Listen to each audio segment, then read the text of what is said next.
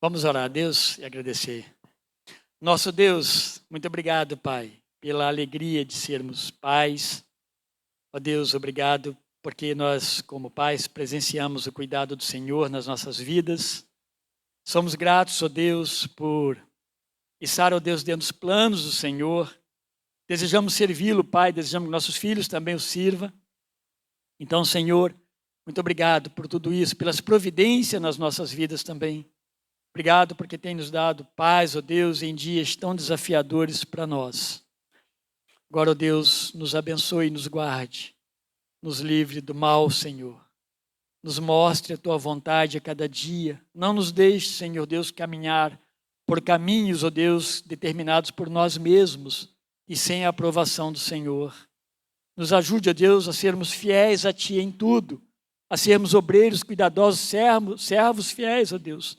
Diáconos, ajuda-nos, Pai, como homens a conduzir nossas famílias, esposa, filhos, ó Deus, no temor do Senhor, orientando, ó Deus, dando direcionamento à luz da Tua palavra. Obrigado, meu Deus. Bendito seja o nome do Senhor. Cuida de cada pai que está aqui à frente, Pai. Cuida do seu coração. Em nome de Jesus Cristo, amém. Quis Deus se comunicar conosco nessa função de pai, a primeira autoridade, aquele que desde pequenos olhamos como nossa maior autoridade, nossos pais, quis o Senhor desta forma se comunicar, nos mostrar essa, não só a função, mas a autoridade. Louvamos a Deus por isso. Abra suas Bíblias nos Salmos, no capítulo 16. Vamos iniciar com uma leitura. Amém? Todos acharam? Vamos lá. Guarda-me, ó Deus, porque em Ti me refugio. Digo ao Senhor, Tu és o meu Senhor, outro bem não possuo, senão a Ti somente. Quanto aos santos que há na terra, eles são os notáveis nos quais tenho todo o meu prazer. Muitas serão as dores dos que trocam o Senhor por outros deuses. Não oferecerei as suas libações de sangue, e os meus lábios não pronunciarão os nomes deles. O Senhor é a porção da minha herança, e o meu cálice, Tu sustentas a minha sorte. As minhas divisas caíram em lugares agradáveis. É linda a minha herança. Bendigo o Senhor que me aconselha, pois até durante a noite o meu coração me ensina. Tenho o Senhor sempre diante de mim. Estando Ele à minha direita, não serei abalado. Por isso o meu coração se alegra e o meu espírito exulta, até o meu corpo repousará seguro. Pois não deixará a minha alma na morte, nem permitirás que o teu santo veja a corrupção. Tu me farás ver os caminhos da vida. Na tua presença a plenitude de alegria, à tua direita há delícias perpetuamente. Vamos orar, irmãos. Graças te damos, Pai. Estamos aqui, ó Deus, diante do Senhor, em comunidade, reunidos para adorar ao Senhor, ó Deus. Louvamos a Ti, porque somente o Senhor é o Deus que nos sustenta, é o Deus criador de toda a vida e de tudo que existe. Pai eterno, nosso espírito se alegra, nossa vida, ó Pai, é dedicada a Ti, ó Deus. Senhor, aqui nesse instante, este culto a Ti, ó Deus, chegue ao Senhor como um aroma agradável. Perdoa os nossos pecados, ó Pai. Louvamos a Ti e em Ti somente, ó Deus, colocamos toda a nossa confiança. Obrigado, Senhor, por tudo que o Senhor tem feito. E este momento de louvor e adoração esteja, ó Pai, o Senhor nos abençoando e o Teu Espírito em nós, ó Deus, seja exaltado. Exultemos ao Senhor. Bendize, ó Pai, a minha alma, ó Deus, ao Senhor. Louvado seja o Teu nome e em Cristo pedimos. Amém, ó Deus. Nesse momento de contrição, lá em 1 João, capítulo 1, verso 8 e 9, diz assim: Se dissermos que não temos pecado nenhum, a nós mesmos enganamos, e a verdade não está em nós. Se confessarmos os nossos pecados, Ele é fiel e justo para nos perdoar os pecados e nos purificar de toda a injustiça. Vamos orar nesse momento. Vou pedir para o pastor Fábio, por gentileza, esteja orando para nós. Oremos. Senhor, nos colocamos diante de Ti, da Tua majestade. Tu és o Deus Santo, ó Deus triplamente qualificado como santo nos profetas, ó Deus, ó Deus, a Tua excelência, do Teu poder, ó Deus, e quão afastado o Senhor está de todo mal, de toda perversidade, ó Deus, Tu és o padrão moral, ó Deus, do universo, Tu és o Criador e sustentador de todas as coisas, e nós Te louvamos. Tu és justo, ó Senhor, mas também Tu és amor, misericórdia, graça, e diante da Tua misericórdia e graça, chegamos ao Senhor e confessamos que somos imperfeitos, somos criados dependentes do Senhor, mas pecamos no jardim, ó Deus, na pessoa do primeiro Adão.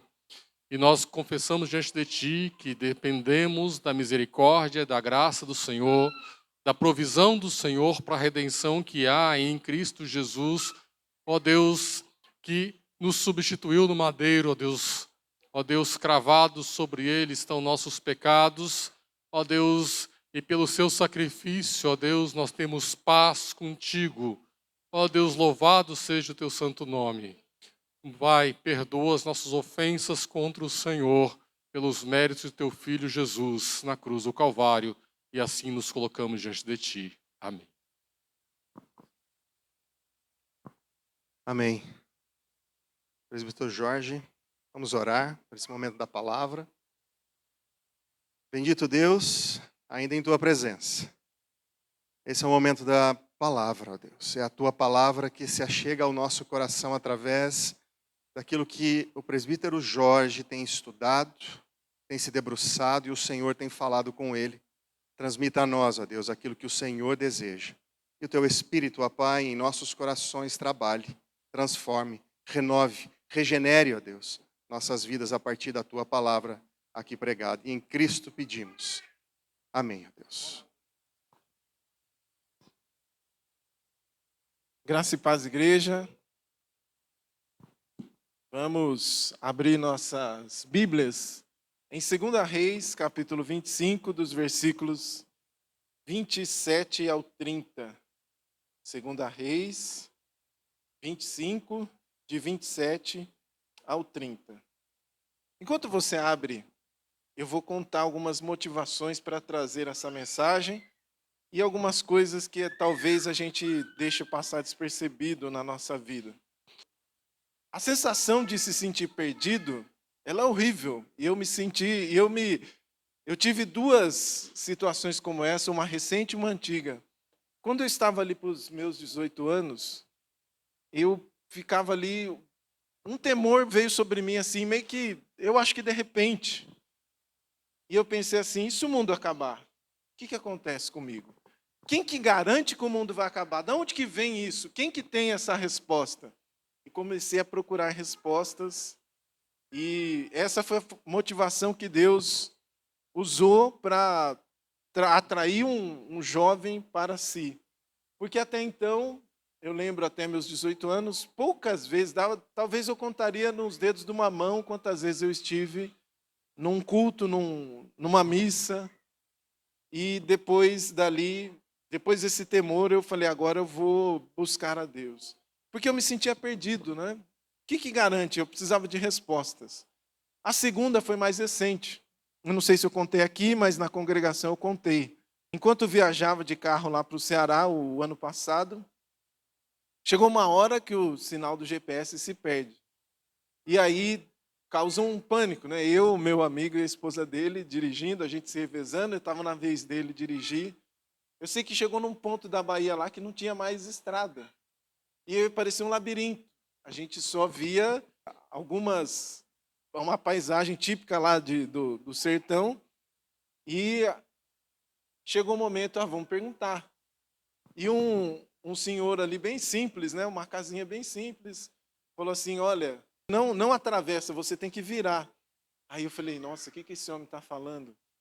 E é incrível como tinha uma placa dizendo lá, uma placa bem grande, bem feita, dizendo, não siga o GPS. E eu vi, essa placa tem no Google Maps. Eu abri depois, eu falei, ai, que placa aqui.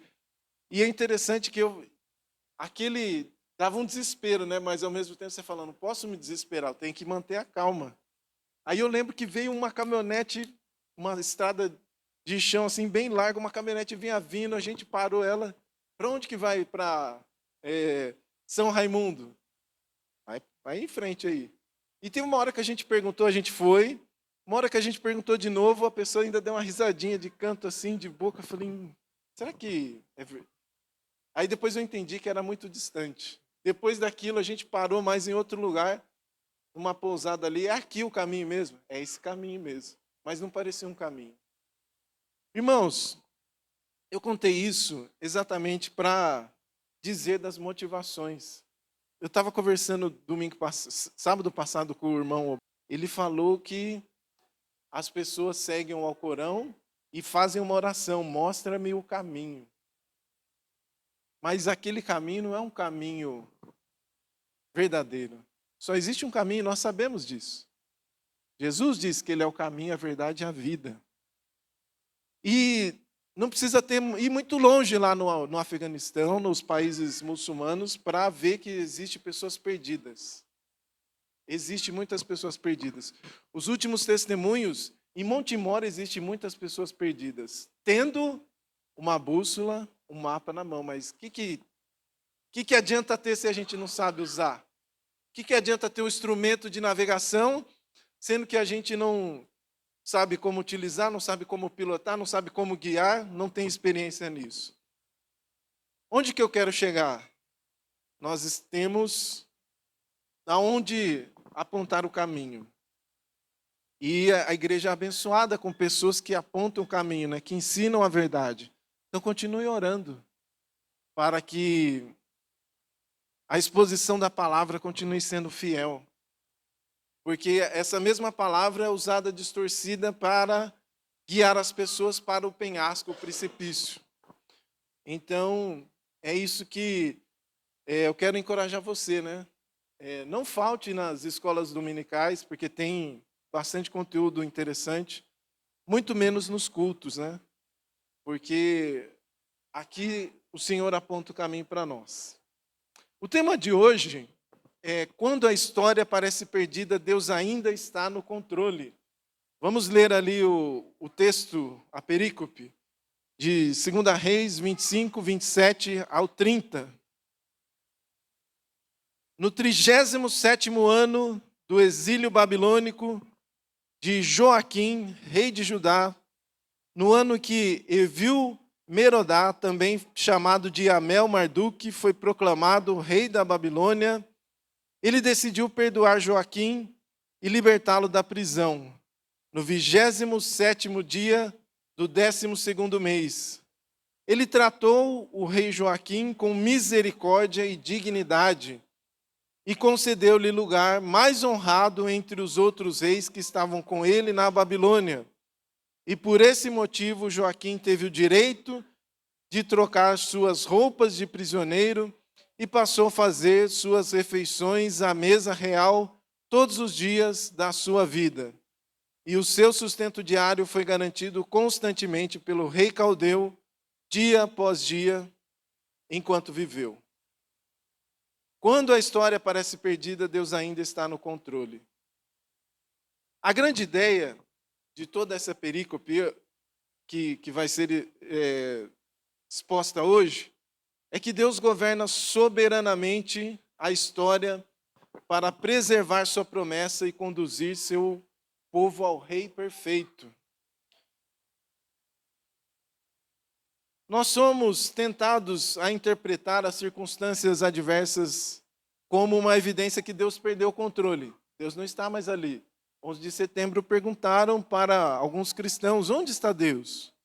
Deus perdeu o controle lá com aqueles atentados às torres em Nova York? Alguns trataram aquilo como evidência. E por isso nós colocamos a nossa esperança em pessoas, circunstâncias e poderes humanos. O objetivo de hoje levar a igreja a abandonar a falsa segurança, descansar na soberania e fidelidade de Deus e submeter-se pela fé ao verdadeiro Rei. Lucas tem falado isso em Apocalipse. Rei Jesus, toda aquela imagem de Jesus que aparece ali para descrevendo quem é Jesus para aquelas igrejas ali representadas pelas 7. Quando parece que Deus perdeu o controle? Então, há uma diferença entre saber que Deus está no controle e confiar que Deus está no controle quando tudo parece fora de controle. Então, é fácil dizer, Deus está no controle quando a porta se abre, quando a oração é respondida, quando a família está bem, quando o trabalho prospera, quando os nossos planos funcionam. Muita gente utiliza isso, né? Eu já falei para vocês, vive uma vida totalmente errada. Não, mas Deus está me abençoando, porque eu estou prosperando. Mas e quando tudo desmorona? Quando aquilo que parecia seguro deixa de existir? Eu já ouvi um testemunho uma vez, um homem falando quando foi demitido, o chão dele se abriu. Ele falava, tudo que eu coloquei, tudo que eu colocava minha esperança foi me tirado ali com aquela demissão do emprego. E quando você ora e a situação continua? E quando passam meses, anos e você ainda não consegue entender o que Deus está fazendo? Agora vamos imaginar a situação aqui de Judá. Jerusalém foi destruída. Chega nesse ponto aqui, Jerusalém foi destruída. O povo foi levado para o exílio. O templo majestoso de Salomão foi queimado. A monarquia deixou de existir, entrou em colapso. Os reis falharam. E agora? Será que Deus perdeu o controle? É exatamente nesse cenário, quando chegamos aqui no final de 2 Reis, que existe algo extraordinário aqui. O livro,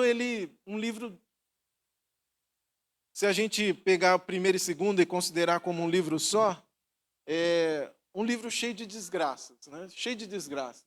Aparece 31 vezes a palavra fez, com algumas variações, fez o que era mal aos olhos do Senhor. Mas é uma aparente derrota aqui, porque termina no exílio, mas não termina. O narrador aqui faz a gente olhar os olhos para Joaquim, e através de Joaquim, o livro deixa uma pequena luz acesa. Ainda não é a restauração, ainda não é o reino restaurado, mas é suficiente para dizer que Deus não terminou a história ainda. A mensagem central que eu quero deixar hoje é que os reis falharam, Jerusalém caiu, mas a promessa de Deus não morreu. Deus continuava conduzindo a história ao Rei perfeito. Eu fico assim, quando eu começo a ler a Bíblia, eu fico meio que curioso. E aí eu peguei ali alguns comentários ali, quais são os temas de reis? E aí um deles diz que um tema de reis é que Deus é soberano. Essa é a primeira parte da mensagem. Em todo tempo tem a articulação de Deus. Logo no início de Reis, aquela parte que Davi está muito velho e o filho dele, Adonias, vai se proclamar rei. Mas a gente vê quem que é o rei mesmo que é colocado no trono, é Salomão. Então a gente vê a soberania de Deus no livro de Reis, um dos temas do livro de Reis. E ele continua agindo aqui nessa aparente derrota, quando a gente leu aqui no 37º ano do exílio de Joaquim. Vamos parar aqui. Quantos anos se passaram? 37. 37 anos. Imagine se a gente reduzisse esse auditório a 37 anos atrás. Muita gente não ia estar aqui, porque não havia nascido, porque passaram-se muitos anos. Não é uma espera de algumas semanas. Não é uma crise passageira. São décadas, muitos e muito tempo. Joaquim está no exílio há 37 anos. O reino dele desapareceu, o templo foi queimado. Aliás, Joaquim reinou 3 meses. humanamente falando, a história acabou. A gente vê também uma coisa interessante quando lê que Evil-Merodach, rei da Babilônia, no ano que começou a reinar, libertou Joaquim, rei de Judá, da prisão. Mas espera aí, que mudança, né? Um novo rei começa a governar na Babilônia e uma das primeiras coisas que ele faz é libertar Joaquim. O homem que estava preso volta a aparecer. O homem humilhado começa a receber honra. O homem que parecia esquecido volta à narrativa. Um dos estudiosos de reis, Paul House, ele fala que ele entende essa libertação como uma nota de esperança depois de toda a narrativa de julgamento e exílio. Por que ele vê essa nota de esperança? Porque a linhagem davídica não foi apagada completamente. Deus havia prometido isso em 2 Samuel 17. Outro estudioso também, ele vê uma indicação de que o exílio não representa o fim dessa promessa que foi feita a Davi. Então Deus estava trabalhando quando tudo parecia que nada estava acontecendo. E é aí que talvez seja uma das maiores dificuldades da nossa fé. Nós pensamos, se Deus está trabalhando, eu preciso conseguir enxergar o que Ele está fazendo. Mas, segundo a Reis 25, nos ensina que Deus pode estar trabalhando durante 37 anos sem que você consiga enxergar o quadro completo. É a mesma coisa. Teve uma época que eu me aventurei, tinha um pedacinho de terra lá no fundo de casa, eu falei, eu vou começar a plantar. Me aventurei, né, a fazer plantação ali a primeira vez. Plantei. Quando você termina de plantar, você olha, não tem nada. No segundo dia, você vai lá de manhã, não tem nada. No outro dia, não tem nada. Mas quando você simplesmente esquece que você plantou, o que acontece? Começa a crescer, a florescer. Então, Deus pode estar trabalhando sem que você consiga enxergar o quadro completo. Essa é a aplicação desse primeiro ponto aqui que nós estamos vendo. Talvez alguém aqui esteja lá ao longo de muitos e muitos anos, né, no 37º ano, orando, esperando, continuou, mas não viu aquilo que esperava. Eu comecei a me frustrar como cristão porque eu me empenhei em trabalhar como evangelista. E aí eu rodava ali o bairro ali onde que eu estava, e eu ia na casa de um amigo meu, domingo eu marcava, o discipulado, terça-feira às 18 horas, pode passar lá em casa. E era um cara tão agradável, e aí ele me fez de bobo várias vezes. E aí eu fiquei decepcionado. Muitas vezes eu ia lá, batia, nada, dava de cara no portão. E para minha surpresa, recentemente, eu estava num supermercado ali em Campinas, e aquele homem falou, me reconheceu, falou, tudo bem, estou indo na igreja, eu, minha esposa e meu filho. Não sabia nem que ele tinha casado, nem sabia que ele tinha filhos, e que ele estava ali até trabalhando. Então, são coisas que eu não vi, mas em algum momento fui instrumento de Deus ali. E na hora eu me frustrei, né? Eu contei para vocês, fiquei até revoltado. Falei, pô, estou perdendo tempo. A gente diz para o próprio Deus, né? Eu não estou entendendo isso daqui, né? Por que tanto essa espera? A palavra de Deus, ela não promete que você sempre entenderá o que Ele está fazendo. Pelo contrário, a exposição toda de Romanos, ele fala que, e a gente canta, né? Quão insondáveis são os seus juízos. Mas Ele chama você a confiar em que Ele é. Tem uma música que às vezes eu coloco para ouvir, a poesia da música diz assim, não conheço o caminho, mas conheço quem me guia. Isso nos conforta. A minha fé, essa é a pergunta que devemos fazer, a minha fé depende de eu entender o que Deus está fazendo, ou a minha fé está fundamentada em quem Deus é?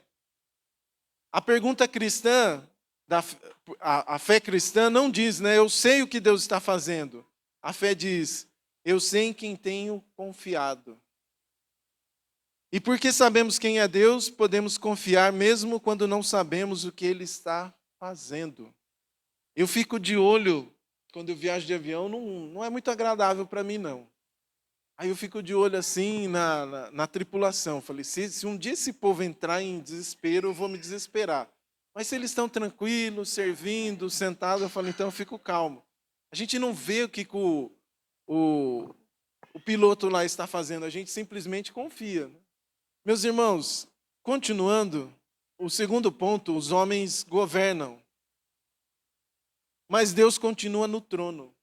Uma das motivações dessa mensagem é, a gente vai entrar, estamos bem próximos aí de uma eleição presidencial, e a gente causa medo, a gente vê brigas, a gente fala, e se fulano ganhar, o que vai acontecer?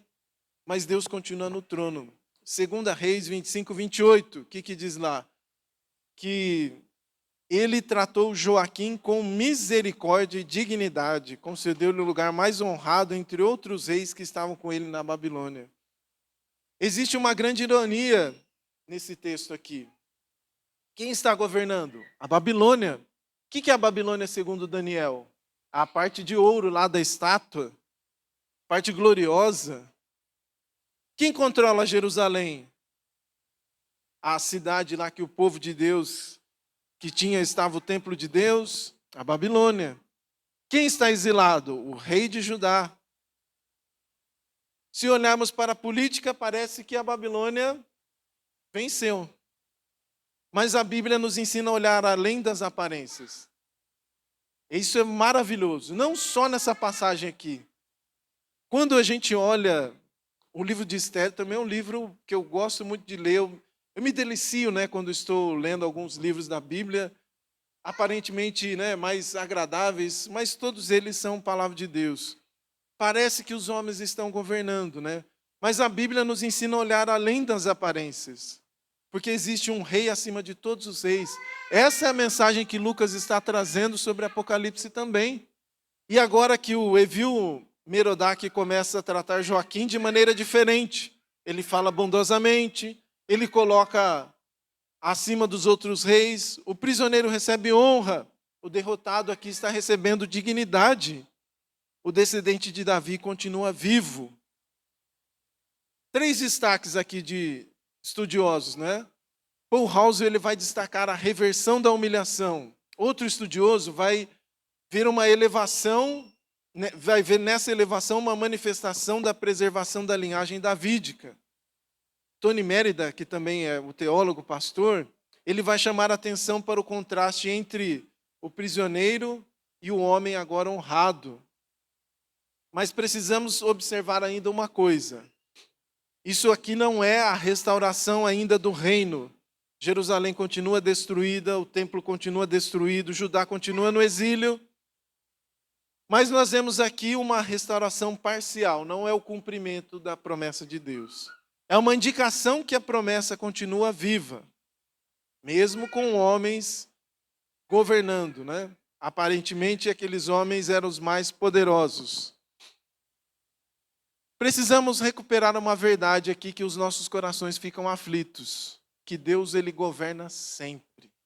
Deus governa sempre. Essa verdade precisa ser recuperada. A soberania não significa que sempre veremos imediatamente o resultado que esperamos.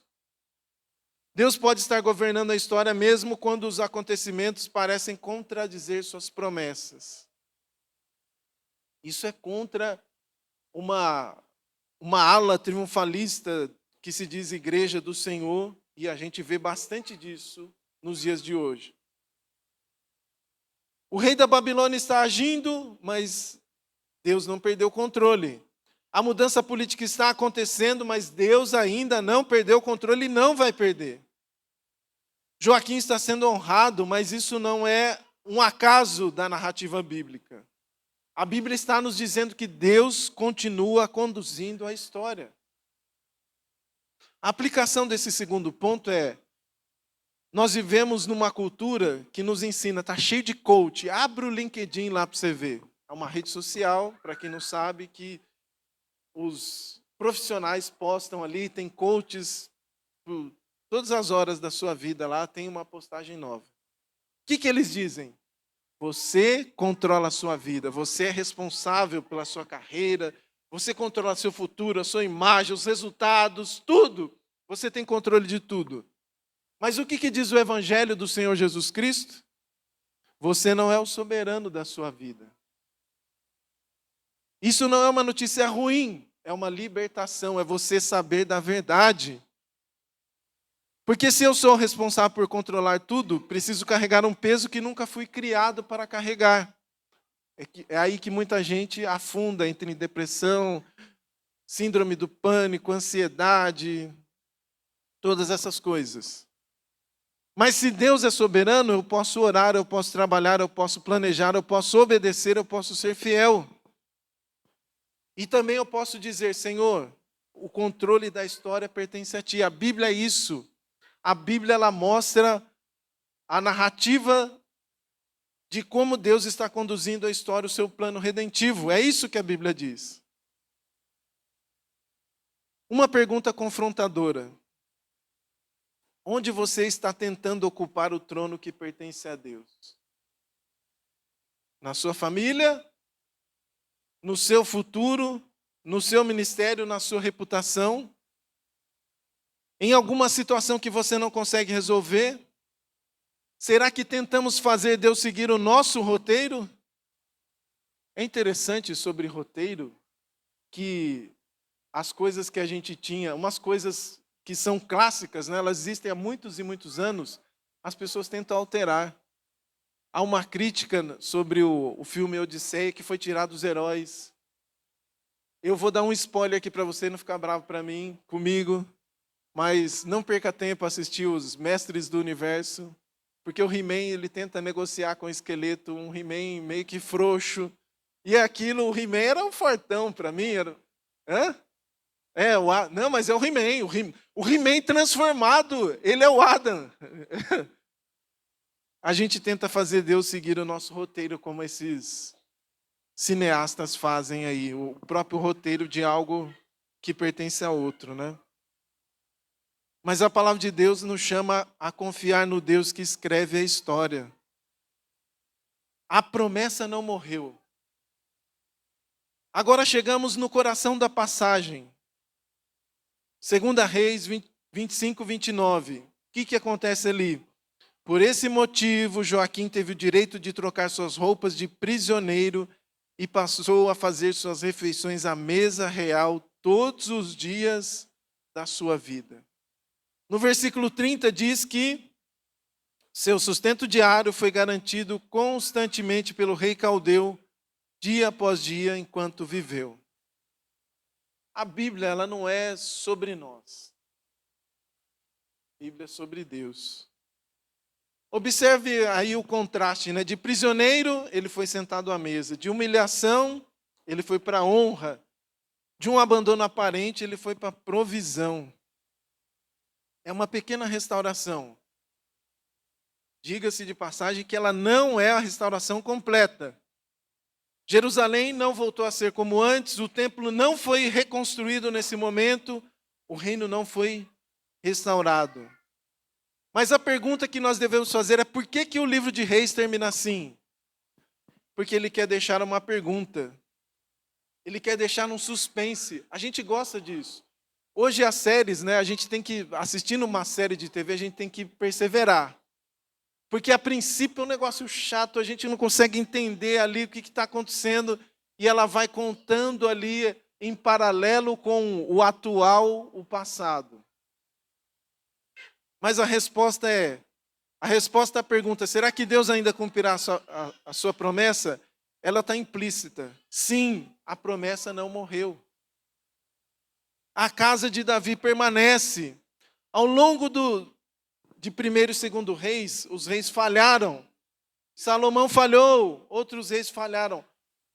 É interessante que todos os reis de Israel falharam. Todos fizeram o que era mal aos olhos do Senhor. E muitos dos reis de Judá também. Mesmo os melhores mostraram limitações. Davi tem uma nota ali. Davi fez o que era reto aos olhos do Senhor, exceto no caso de Urias. Só que no último parágrafo, encontramos um descendente da casa de Davi vivo. A história parece ter acabado, mas a linhagem permanece. A promessa permanece, Deus permanece fiel. É como uma pequena chama no meio das cinzas. Joaquim não é o fim. Joaquim não é o cumprimento final. Ele recebe a honra, mas ainda o reino não está restaurado. Ele recebe uma mesa, mas não reconstrói Jerusalém. Ele recebe provisão, mas não resolve o problema dos reis. Então, Joaquim não é o rei que a história precisava. Ele é uma testemunha que a promessa ainda estava viva. Isso nos faz olhar para frente. Toda a mensagem ela deve apontar para quem? Para o Rei perfeito, para Jesus, para o cumprimento pleno. Cristo é o Rei perfeito. Cristo é ungido.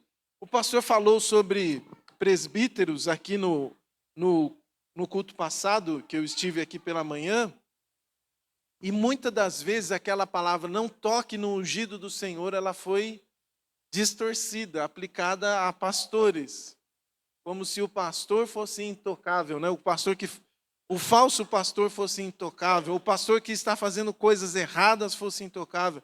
Mas a palavra para ungido, Messias, Cristo, não é um sobrenome, é ungido, é o Rei perfeito, é aquele que é da linhagem de Davi. Eu quero abrir com vocês o Novo Testamento, lá, o primeiro livro, o primeiro versículo do Novo Testamento, para a gente ler ali. Como começa o Novo Testamento? Em Mateus capítulo 1, versículo 1. Livro da genealogia de Jesus Cristo, filho de Davi, filho de Abraão. Filho de Davi, a esperança que atravessou a história chega a Jesus. Em 2 Reis, a promessa está ameaçada. No exílio, a promessa parece impossível. Só que em Joaquim, a promessa permanece viva. Em Cristo, a promessa encontra o seu cumprimento. O jeito certo de interpretar as passagens, né, da Bíblia, principalmente o Antigo Testamento, é olhar o que ela fala no Novo Testamento, no cumprimento. Tem gente que insiste, né? Eu vou guardar o sábado. Eu não estou dizendo que a gente vai violar os 10 mandamentos de uma maneira irresponsável. Mas olha para Cristo. Como que ele faz isso? Vamos ler Lucas capítulo 1, 32 e 33. Lucas 1, 32 e 33.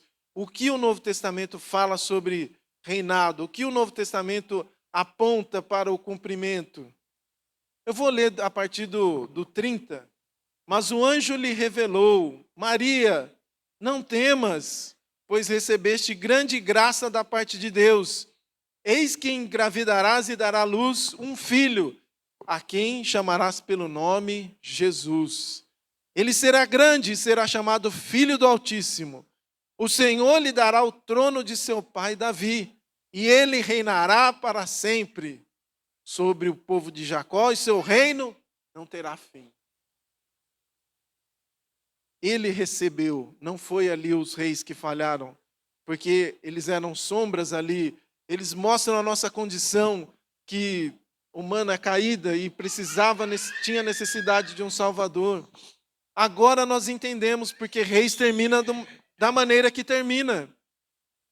O livro não termina dizendo, está tudo restaurado. O livro termina dizendo, calma, espere, Deus ainda não terminou. E nós sabemos quem veio. Veio o filho de Davi, o rei perfeito, veio Jesus Cristo. O rei que não falha.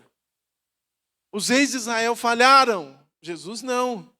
Os reis humanos não conseguiram estabelecer definitivamente o reino. Jesus é o rei cujo reino não terá fim. Olha a história bíblica. Eu vou dar um spoiler aqui para vocês do ano que vem, para ver se te motiva, se o Espírito Santo usa isso para te motivar. Nós vamos trabalhar na EBD, muito provavelmente, a história da redenção mesclada com outro assunto. A Bíblia como uma história, a narrativa da redenção. Então a gente observa que vários reis vão e vai, mas o reino de Jesus não terá fim. O Antigo Testamento ele cria uma enorme expectativa. Depois do exílio, o templo é construído. Mas e o rei? Eles ficam toda a parte dos profetas menores na expectativa do rei. Eles ficam um período de silêncio profético na expectativa do rei. E naquele período de silêncio profético é levantado um rei militar. Essa era a expectativa deles, que alguém tomasse pela força. Cuidado, evangélicos, né? Está crescendo o número de evangélicos no Brasil. A gente pensa que nós vamos tomar ali Brasília, essas coisas. Cuidado. Os reis humanos falham. Os governantes humanos falham. Os governantes humanos morrem.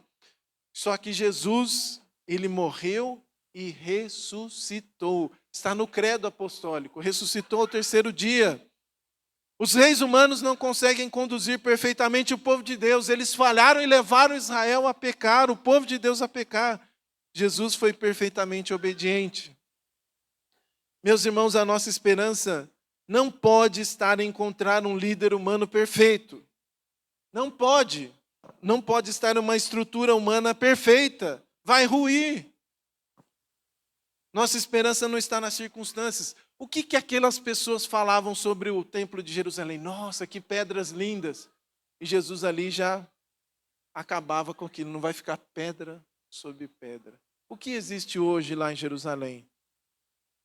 Uma pequena parte chamada Muro das Lamentações.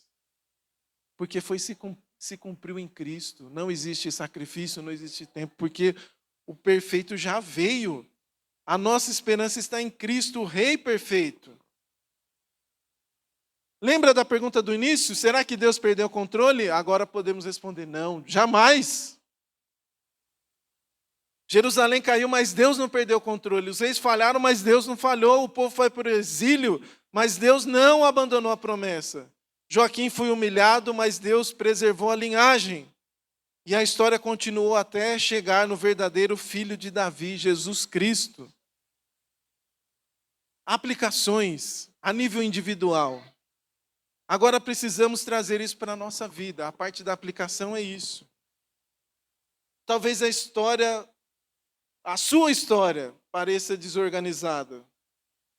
Talvez aqui tenha, lá no íntimo, há pessoas que dizem, Deus, eu não entendo. Talvez você não entenda, mas pode confiar. Talvez alguém está interpretando Deus pelas circunstâncias. Mas o jeito certo de interpretar é a luz do caráter de Deus. Se interpretarmos Deus pelas circunstâncias, quando elas forem ruins, diremos, Deus nos abandonou. Mas se interpretarmos nossa circunstância à luz de Deus, podemos dizer, eu não entendo o que Ele está fazendo, mas eu sei que Ele permanece fiel. Não conheço o caminho, mas conheço quem me guia. Aplicação comunitária. Igreja do Senhor. Não podemos transformar líderes humanos em reis. A palavra é clara, né? Honrar os líderes, orar por eles, respeitá-los. Mas a nossa esperança última não deve estar em humanos. A esperança última somente em Cristo. A história de 1º e 2º Reis nos ensina, nenhum rei humano, nenhum governante humano é suficiente. Isso vale para os presbíteros, vale para qualquer líder, qualquer governante, instituições ou qualquer pessoa que admiramos. Nossa esperança também não deve estar no tamanho da igreja, na capacidade do pastor, nos recursos, na influência, na reputação. Nossa esperança está no Rei dos Reis. Aplicação missional. Isso também muda a nossa missão. Se Deus governa a história, não precisamos controlar os resultados. Qual que é a responsabilidade então? Então o que eu faço? Pregar fielmente, viver em santidade, amar pessoas, testemunhar de Cristo, fazer discípulos, obedecer a palavra. O mundo olha para nós, né? O mundo não quer saber, mas em algum momento vai olhar e falar, por que esse povo se reúne? Por que esse povo age dessa maneira? Por que esse povo ajuda? Por que esse povo ama os refugiados? Por quê? O resultado final pertence a Deus. Então isso nos dá coragem. Podemos ser fiéis quando não somos a maioria. Proclamar a Cristo quando a cultura não aplaude. Podemos continuar servindo quando os resultados parecem pequenos. a história não depende da nossa capacidade de controlá-la. Ela está nas mãos de Deus. Agora, quero fazer algumas perguntas, né? Não precisa responder para mim, a gente precisa responder diante de Deus, que sonda todos os corações, que conhece tudo. Davi vai falar que a palavra ainda não chegou à boca e o Senhor já conhece. Onde você está tentando controlar aquilo que Deus não lhe entregou para controlar? Em quem você está colocando a esperança que deveria estar em Cristo? Qual circunstância está determinando sua visão do caráter de Deus? O que você precisa entregar hoje à providência de Deus? Que ato de obediência você precisa praticar mesmo sem saber o resultado? Não basta simplesmente dizer, eu confio em Deus. A pergunta é, como sua confiança em Deus mudará o seu comportamento na próxima semana? Passos práticos de resposta, né? Talvez você precisa perdoar, talvez precise obedecer, talvez precisa parar de controlar, talvez precisa abandonar a falsa segurança, talvez precisa perseverar, talvez precise voltar a orar, talvez precisa colocar novamente sua esperança em Cristo. Imagine o leitor chegando no último versículo de Reis, toda aquela desgraça. Jerusalém caiu, o templo foi destruído, o povo levado ao exílio, uma terra estrangeira. A estabilidade política não existia, né? Homens falharam, líderes das nações falharam. Tudo parece um caos, totalmente perdido, desolado. Mas o narrador, ele diz que Joaquim está vivo, ele é libertado, ele recebe honra, ele come à mesa do rei, ele recebe provisão e o livro termina. Por quê? Porque a história não terminou. A promessa está viva, a casa de Davi ainda existe. Deus está conduzindo a história. Mas nós sabemos que algo que o leitor original ainda aguardava. Nós temos esse privilégio. Nós sabemos quem veio. Veio o filho de Davi, o rei perfeito, veio Jesus. Por isso, igreja, quando a história parecer perdida, devemos lembrar de um hino do cantor cristão. Olhe para Cristo. Quando você não entender que Deus está fazendo, o olhar deve fixar em Cristo. Quando homens falharem, o olhar deve permanecer em Cristo. Quando as circunstâncias disserem que Deus abandonou você, olhe para Cristo. Quando perceber que não consegue controlar o futuro, olhe para Cristo.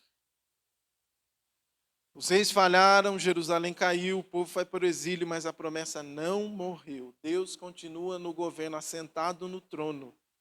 A história chegou ao Rei perfeito, Jesus Cristo, filho de Davi, aquele que não falha, aquele que Lucas fala que o reino dele não terá fim. Seu reino nunca terá fim. Então, para concluir, precisamos abandonar a falsa segurança. Descansar na soberania de Deus, confiar na fidelidade de Deus e submeter-se ao Rei verdadeiro. Se existe um Rei verdadeiro, é aquele que devemos nos submeter. Porque quando a história está perdida, Deus ainda está no controle. E Ele já nos deu o Rei perfeito, que é o seu Filho, Jesus Cristo. Vamos orar? Ó Deus amado, quando conectamos os nossos dispositivos e somos bombardeados por diversas notícias, a economia não vai bem, o próximo governante do Brasil vai ter que lidar com dívidas, vai ter que melhorar a segurança, saúde, juros altos, inflações, negociações, quando olhamos para os noticiários internacionais, um bombardeou o outro, fica esse rumor de guerra, guerras intermináveis. Vai subir isso, vai subir aquilo, vai afetar o preço de petróleo, essas coisas. Senhor, mas eu te peço, ó Deus, que o nosso coração e a nossa esperança repouse no Senhor, ó Deus. Que isso também não nos faça, Senhor, paralisar, porque o Senhor nos deu um mandato, Senhor, cultivar e guardar. O Senhor nos deu responsabilidades, ó Deus. E parece, Deus, que lutamos e nos cansamos e nunca tem fim essa luta, Senhor. Então nos ajude, Deus. Eu quero confessar, ó Deus, que somos incapazes, ó Deus, de controlar a nossa vida, o nosso futuro, mas somos extremamente preocupados, ó Deus. Tende misericórdia de nós, ó Deus. Eu oro para que o teu povo, para que a minha pessoa, Senhor, espere no Senhor, ó Deus. Confie no Senhor, ó Deus. Porque nós não vamos nos decepcionar, ó Deus. O Senhor sempre está agindo, ó Deus. A tua palavra mostra isso. É isso que nós te pedimos, ó Deus, nesta manhã, no nome do teu Filho amado Jesus. Amém. Deus abençoe, irmãos.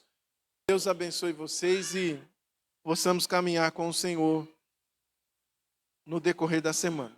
Deus abençoe.